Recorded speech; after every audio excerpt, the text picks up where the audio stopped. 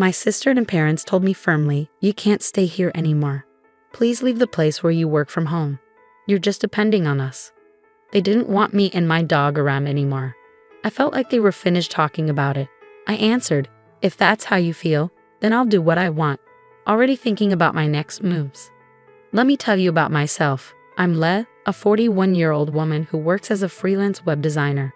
I can work from anywhere because of the internet and my home office setup. I like having my own space and being able to choose my own schedule. But things changed 5 years ago when my parents showed up at my house without warning. When they arrived, they started looking around and hinted at big changes. "Your house is big, Lisa," my mom said, glancing around. "It seems like we could live here too, especially with that spare room," my dad added. They seemed to think they could move in with me without even asking. But I never wanted to live with them, and I told them so. "Wait a minute. I don't want to live with you," I said, surprised by their suggestion. "What are you even talking about?" My dad got really mad and snapped back at me. "You've basically taken control of this house, claiming it was from your Uncle Michael, and now you're acting like it's yours. You're sinking pretty low." I tried to explain the truth, saying, "I didn't just take it. I talked to Uncle Michael, and he agreed to give it to me." But my parents were already set on moving in. They said, "Our old house is falling apart, and we can't stay there anymore." Since my mom didn't work and my dad's job didn't pay enough for big repairs, they felt like they had no choice but to move into the house Uncle Michael left me. I felt stuck because I didn't want to leave my parents with nowhere to go, so I reluctantly let them move in. But once they were settled, they started making snarky comments. They teased me saying, "Hey, Lisa, you're in your 40s now. When are you going to settle down?" They always brought up my single status. I tell them I love my job and I'm happy with my life. But they and others kept worrying about my love life, thinking I should do what my sister did and get married. But my sister's married life wasn't all smooth sailing either. Still, I wasn't bothered by their comments. I kept telling them that I'm happy with how things are. But one time, my mom overheard our conversation and jumped in. "Don't talk about your sister like that. She's married and has a stable job," she interrupted. I defended myself, saying, "I might not be married, but I have a good job too." But my mom didn't buy it. She kept criticizing me, saying, "You're always on your computer. Are you even making money legally?" I stood my ground, saying, "I earn my money honestly through my work. You don't need to worry." My mom didn't like my answer and scolded me, saying, "How dare you talk back to me? You're nothing like your sister." Being compared to my sister by our parents was something I was used to. She worked in an office temporarily while I chose to work from home. Even though I knew our parents might not understand working remotely, it still hurt to be put down all the time. One day, while I was cooking dinner, the doorbell rang unexpectedly. I was surprised to find my sister Carol there, carrying a lot of luggage. "Hey Carol, what's up? It's been a while," I said, surprised by her sudden visit. "I know it's sudden, but I'll be staying here from now on," Carol said urgently. I was confused and said, "Staying here? I didn't hear anything about this." Carol explained, "Didn't Mom and Dad tell you? I got divorced, so I'll be staying with you now." Even though I was shocked at first, I tried to be welcoming and didn't show my surprise. Carol went upstairs and claimed an empty room as hers. My parents supported her, and I couldn't say anything against it. After that, my stress levels went up. Carol, since her divorce, had quit her job and spent her time gossiping about me with our mom. "Mom, do you like this dress?" Carol would ask, showing off something she bought. "Oh, it's lovely, Carol. You look so pretty," Mom would say. Then Carol would turn to me and say, "What do you think? It's not something Lisa would wear, right?" They kept watching me closely and saying mean things, but I chose not to let it bother me. Even though I wanted to snap back at them, I didn't. I realized that if I reacted to their mean words, it would only make things worse. So I stayed strong and didn't let their teasing get to me. One day, I decided to focus on my own happiness no matter what others said. Then something amazing happened. My close friend got 4 cute puppies. This changed everything for me. When I saw those adorable pups, I instantly fell in love. I thought carefully and decided to adopt a tiny black Chihuahua from the litter. I named him Charlie. Charlie was full of energy and mischief, with big, shiny eyes and a tail that wagged like crazy whenever he saw me. I had always wanted a Chihuahua, and having Charlie with me brought so much joy, especially since I often worked from home. His company made my days much brighter. I'm calling you Charlie from now on, okay? Woof. I told him, sealing our bond. I was so excited about bringing Charlie home that I didn't talk to my family about it. But it was my house, and I was the one taking care of Charlie, so I didn't think they would mind. When I introduced Charlie to my family, my parents and sister Carol weren't happy. They hadn't known I was planning to get a dog, and they didn't like the idea of potential dog smells in the house. They made it clear they weren't pleased. We had no idea you were getting a dog, they said. Don't dogs smell? I hate bad smells, someone added. Lisa, how could you bring a dog home without talking to us first? They scolded me. Despite their complaints, I stood my ground. It's my house, and I felt Charlie and I needed each other. Having him here makes me happy, and that's what matters, I said firmly. I hoped they'd soon see Charlie the way I did. I explained that Charlie wasn't just any dog, he was a gift from a friend.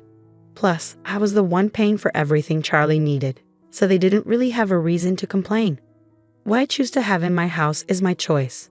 I added firmly, if you're not happy, you're welcome to leave. At first, they were clearly annoyed and upset. But within a few hours, something amazing happened. Charlie's cuteness won them over completely. They couldn't stop playing with him, saying things like, "Aren't you adorable? Are you moms, dads, or sissies? Look over here, sweetie." It was like their frustration had vanished. My whole family fell in love with Charlie, and his presence changed their attitudes completely. From then on, our house was filled with love for Charlie. Because of him, the tension between me and my family eased, and we had peaceful days together. But as life goes, something happened that disturbed our peace. While I was out running an errand, my sister Carol called me urgently. She sounded upset and said, "Come home now." Surprised by her urgency, I asked her what was wrong. She angrily explained over the phone. "It's not what happened, it's what Charlie did. He peed on my clothes. What if they smell?" I tried to reassure her, saying just wash them quickly and they'll be fine. Plus, isn't it your fault for leaving your clothes on the floor? Carol shot back, "What? It's my fault. It's your lack of training that's the problem." I sighed, realizing it was a small issue. "Calm down, Carol. Charlie is still a puppy. If you take him for a walk, he won't go in the house." "Weren't you planning to walk him today? Did you actually do it?" I had planned to take Charlie for a walk later that day, but I didn't realize it would cause such chaos in my family. The problem was that I hadn't properly trained Charlie, our beloved dog, and now we were facing the consequences. When I got home, I could feel the tension in the air. My sister Carol was clearly angry and immediately confronted me. She had already told our parents about what happened, and they were also looking at me with disapproval as Carol's clothes lay on the floor, stained. Carol, upset, threw the dirty clothes at me. "You're paying for the cleaning," she said angrily. "Why should I pay?" I argued. "You didn't take him for a walk and left your clothes all over the floor." My parents quickly joined in, urging me to take responsibility. "Lisa, shouldn't you apologize to Carol?" they suggested. "This mess happened because of Charlie." As they continued blaming me, I couldn't help but defend Charlie. "Can't we cut Charlie some slack? Puppies make mistakes just like babies," I argued. But my family was set on blaming both me and Charlie. "This is all because of that dumb dog," my sister snapped again. "Lisa, you're lucky you didn't get married. You probably couldn't even raise a kid properly." Her words stung, and I grew frustrated. "How can you say that?" I protested. "If you had taken him for walks and kept the house clean, none of this would have happened." My sister had had enough. She pointed at me and said, "I'm done with this." Things had gone from a simple pet accident to personal attacks, showing there were bigger issues within our family. Despite the tension, I knew it was important to stay calm and talk things through, focusing on training Charlie and improving communication within our family. Her words hit me hard. "What?" I said, shocked. "Did you really just say that?" "I'm standing my ground," my sister said firmly. "We don't need someone like you here, wrecking our home," she continued, her words cutting deep, especially since she knew I didn't have a job at the moment. I was stunned. Didn't they realize I was the one paying the bills? As I stood there, shocked by my sister's hurtful words, even my parents sided with her. "You should leave, Lisa. Your presence only makes things worse," they said, echoing her sentiments. I couldn't take it anymore. "You're all bringing bad luck. Just go," we all shouted together, the tension thick in the air. "That's it. "I've had enough," I finally said. "If this is how it's going to be, fine." With that, I took charge. I quickly packed my things and left the house with Charlie wrapped in a towel. Revenge crossed my mind, but I knew this wasn't the end. A few days later, as I expected, my sister called me in a panic. "Lisa, help. What's going on with the house?" she asked, sounding anxious. Intrigued by this new development in our family drama, I asked, "What happened? Why do we have to leave all of a sudden?" "We've been told to leave by the end of this month," she said, sounding stressed. It hit me hard, and I couldn't help but wonder if this was a lesson for my family about being more compassionate and understanding. "Why do we have to leave all of a sudden?" Carol asked, her voice shaking with confusion. "I've decided to sell the house," I told her firmly. Carol froze, clearly shocked. "You can't do that. It's not your decision," she said, trying to process what I'd just said. "The house officially became mine a month ago," I revealed, a fact I hadn't shared until now. "Uncle Michael gave it to me, and the title is in my name." "You're joking, right?" Carol's disbelief was clear. "Even if Uncle Michael transferred the title to you, you can't just sell the house like that." "I get your concern," I said, trying to reassure her. "But after you told me to leave, I talked to Uncle Michael.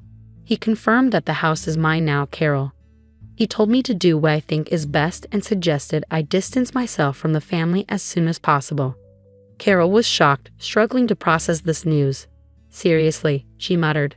As we talked, I suspected my parents might be listening in on the conversation. Sure enough, they soon chimed in. "Come on, Lisa, think about what you're doing. We have nowhere else to go," they said, trying to appeal to my sense of family loyalty. "You can't do this to your own family. If you're a good daughter, you'll respect your parents," they added, their tone quiet but firm. "Respect? What are you even talking about? You've always favored Carol over me. And who do you think has been supporting you for the past few years? You had nowhere else to go, so I reluctantly let you stay with me," I fired back, my frustration boiling over. My parents were stunned into silence by my strong response. Without waiting for them to say anything, I thought about what my decision meant, ready to set the boundaries that were long overdue. "Who treated me and Charlie like unwanted guests and kicked us out?" "You did, didn't you? Trying to kick out the original resident is shameless." My father's voice filled with desperation. He said, "Please, Lisa, help us. We're sorry." But I had had enough. "I don't care. Figure it out yourselves," I said firmly. With that, I ended the call abruptly and blocked all contact with my family. Charlie, my loyal friend, looked up at me with concern. I hugged him tightly and whispered, "I'm sorry, Charlie, for shouting. Everything will be okay now. I'll protect you." I felt relieved that I had saved Charlie from a family that mistreated him. In the days that followed, I heard that my parents and sister had to leave the house at the last minute, despite trying desperately to hold on to it. With my father's low income and my unemployed mother and sister, they couldn't keep up a decent life. There were rumors that my parents pressured my sister to find a job, and their relationships worsened every day. I wasn't interested in their situation, but it was clear their lives had gotten worse since I left. It felt like they were facing the consequences of their actions, and I couldn't help but feel a bit vindicated. Meanwhile, I was living happily in my new apartment where pets were welcome. I could work as I pleased without complaints, and all my earnings were for me and Charlie. I was genuinely happy with my life. "Charlie, let's go to the dog park today," I said with a smile. Charlie seemed happier too, maybe because that noisy family wasn't part of our lives anymore. From then on, I was determined to protect Charlie and live a peaceful and happy life together.